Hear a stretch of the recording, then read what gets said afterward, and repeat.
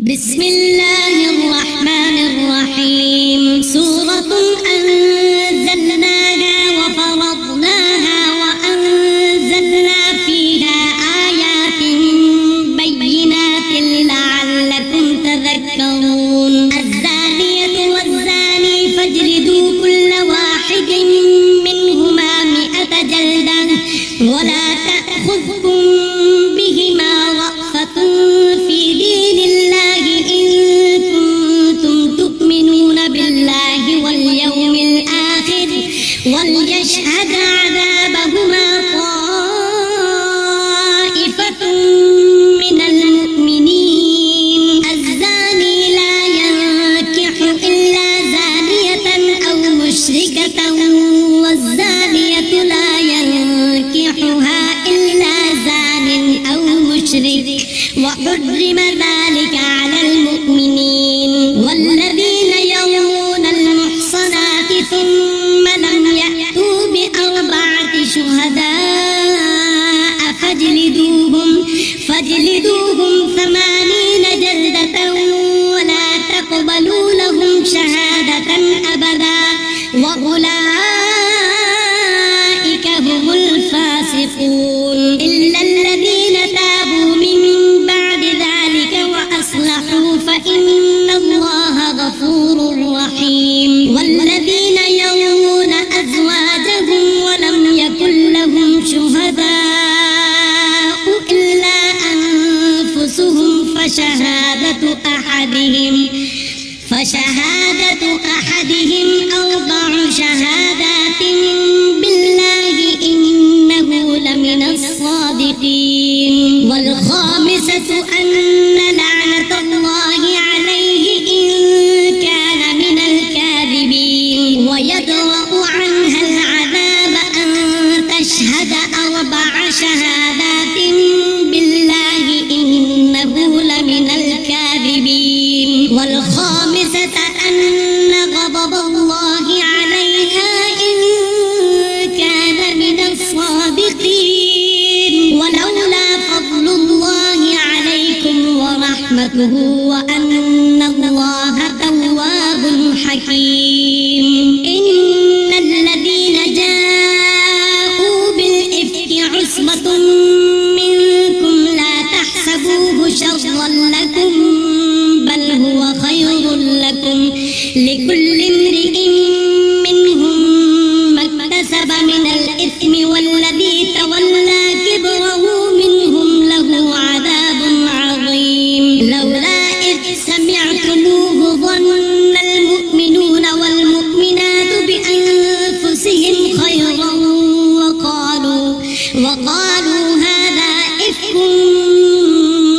مبين. لولا جاءوا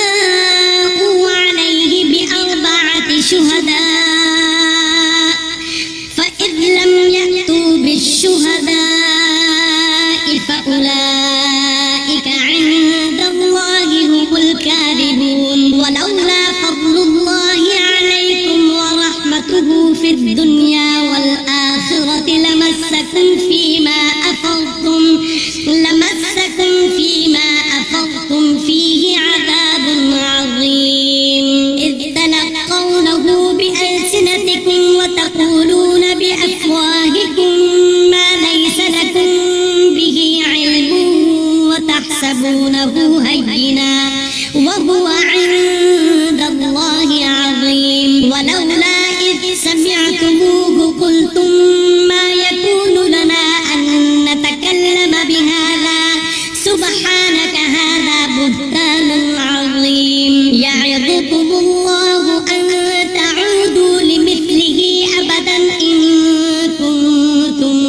مؤمنين. ويبين الله لكم الآيات والله عليم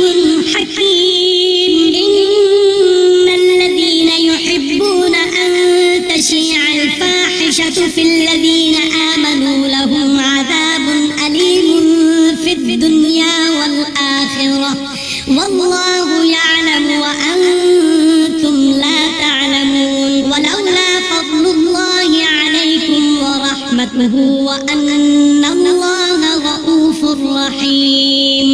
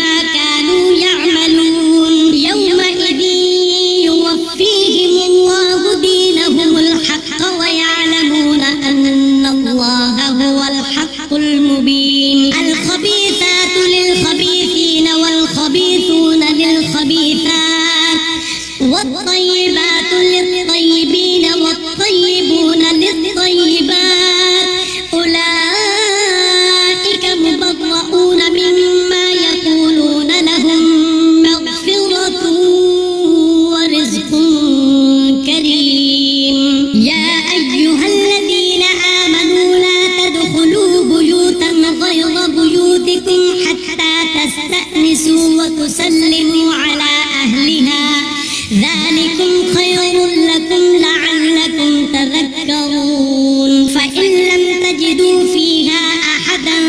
فلا تدخلوها حتى يؤذن لكم وإن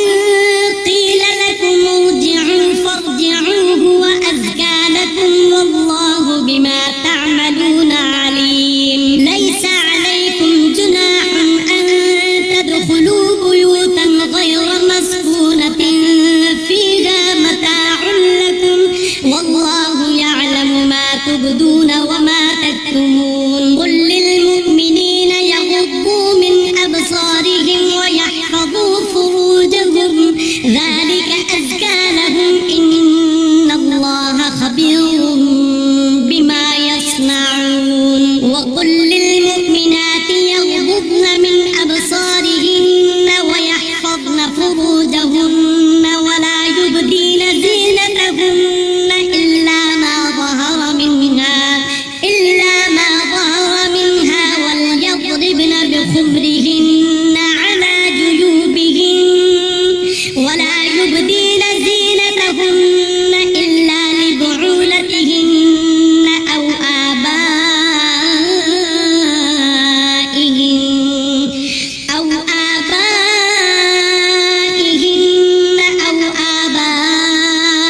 بعولتهن أو أبنائهن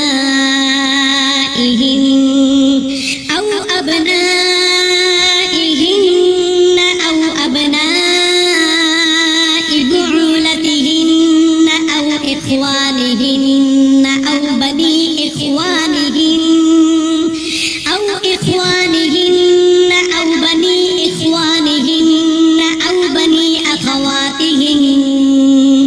أو بني أخواتهن أو نسائهن أو ما ملكت أيمانهن أو التابعين غير أولي الإربة من الرجال أو الطفل الذين لم يظهروا على عورات النساء ولا يضربن بأرجلهن ليعلم ما يخفين من زينتهن وتوبوا إلى الله جميعا أيها المؤمنون لعلكم تفلحون. وأنكحوا الأيام منكم والصالحين من عبادكم وإمائكم إن يكونوا فقراء يغنهم الله من فضله والله واسع عليم. وليستعفف الذين لا يجدون نكاحا حتى يغنيهم الله من فضله والذين يبتغون الكتاب مما ملكت أيمانكم فكاتبوهم إن علمتم فيهم خيرا وآتوهم مما لله الذي آتاكم ولا تكرهوا فتياتكم على البغاء إن أردنا تحصنا لتبتغوا عرض الحياة الدنيا ومن يكرهن فإن الله من بعد إكراههن غفور رحيم. ولقد أنزلنا إليكم آيات مبينات ومثلا من الذين خلوا من قبلكم وموعظة للمتقين. الله نور السماوات والأرض مثل نوره كمشكاة فيها المصباح في زجاجة الزجاجة كأنها كوكب دري يوقد من شجرة مباركة زيتونة لا شرقية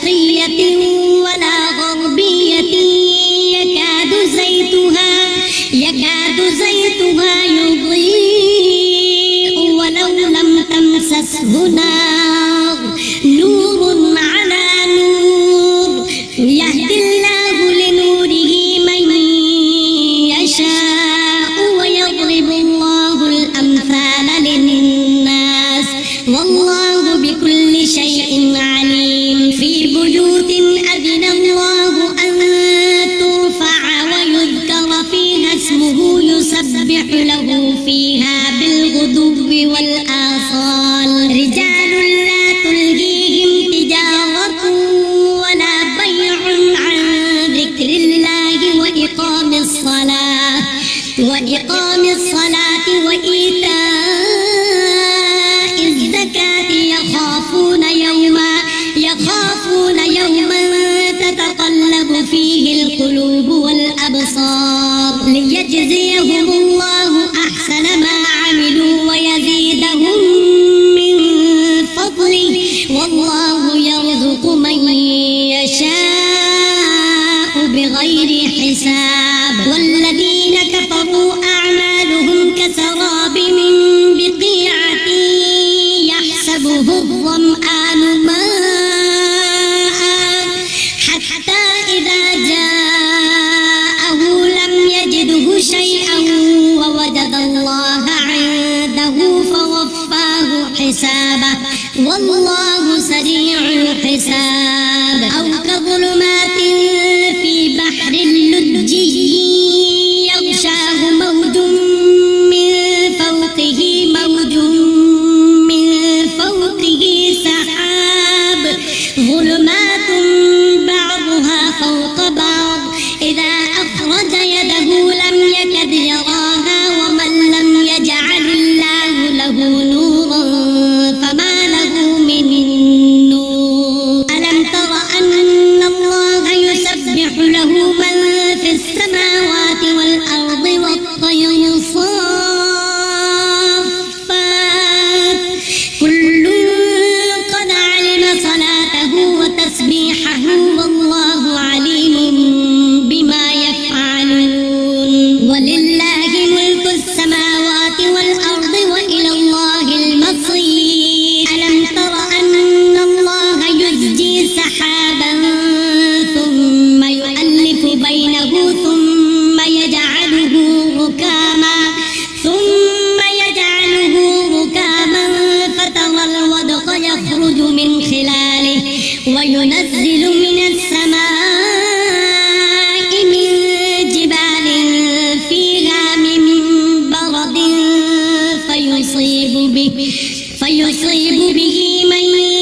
يشاء ويصرفه عن من يشاء يكاد سنا برقه يذهب بالأبصار يقلب الله الليل والنهار إن في ذلك لعبرة لأولي الأبصار والله خلق كل دابة من ماء فمنهم من يمشي على بطنه ومنهم من يمشي على رجلين ومنهم من يمشي على أربع يخلق الله ما يشاء إن الله على كل شيء قدير لقد أنزلنا آيات مبينات والله يهدي من يشاء إلى صراط مستقيم ويقولون آمنا بالله وبالرسول وأطعنا ثم يتولى فريق منهم من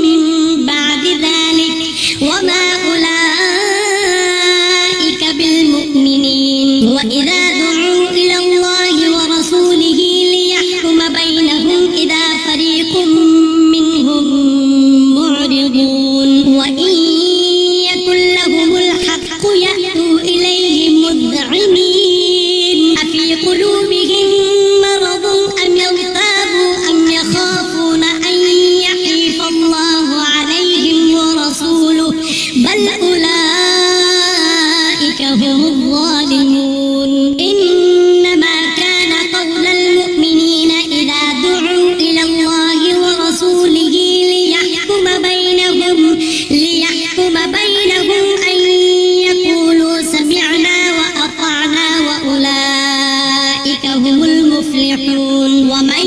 يطع الله ورسوله ويخشى الله ويتقه فأولئك هم الفائزون وأقسموا بالله جهد أيمانهم لئن أمرتهم ليخرجن قل لا تقسموا طاعة معروفة إن الله خبير بما تعملون قل أطيعوا الله وأطيعوا الرسول فإن تولوا فإنما عليه ما حمل وعليكم ما حملتم وإن تطيعوه تهتدوا وما على الرسول إلا البلاغ المبين وعد الله الذين آمنوا منكم وعملوا الصالحات ليستخلفنهم في الأرض كما استخلف الذين من قبلهم وليمكنن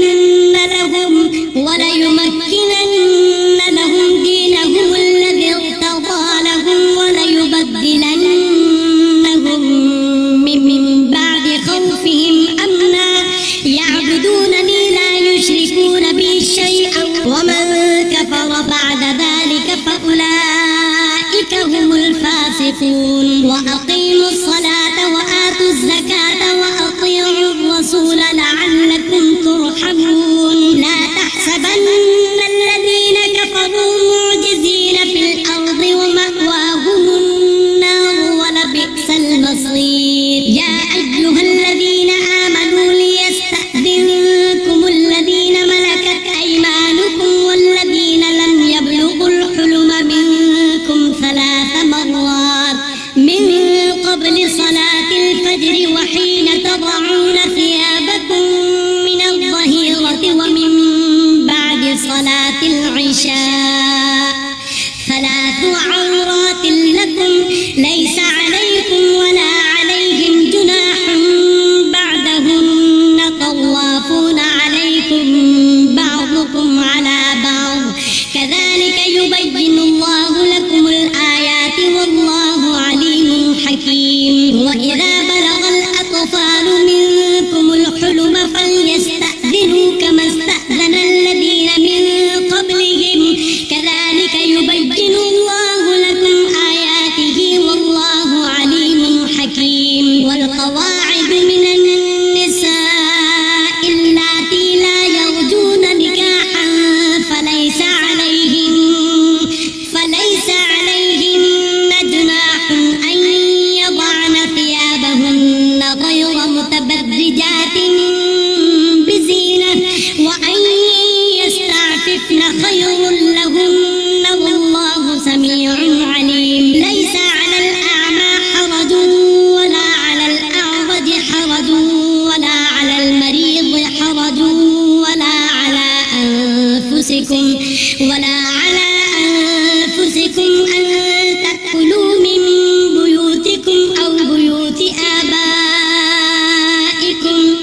أو بيوت أمهاتكم أو بيوت إخوانكم أو بيوت أخواتكم أو بيوت أعمامكم أو بيوت عماتكم أو بيوت أخوالكم أو بيوت خالاتكم أو ما ملكتم مفاتحه أو صديقكم ليس عليكم جناح أن تأكلوا جميعا أو أشتاتا فإذا دخلتم بيوتا فسلموا على أنفسكم تحية من عند الله مباركة طيبة كذلك يبين الله لكم الآيات لعلكم تعقلون إنما المؤمنون الذين آمنوا بالله ورسوله وإذا كانوا معه على أمر جامع لم يذهبوا حتى يستأذنوه إن الذين يستأذنونك أولئك الذين يؤمنون بالله ورسوله فإذا استأذنوك لبعض شأنهم فأذن لمن شئت منهم واستغفر لهم الله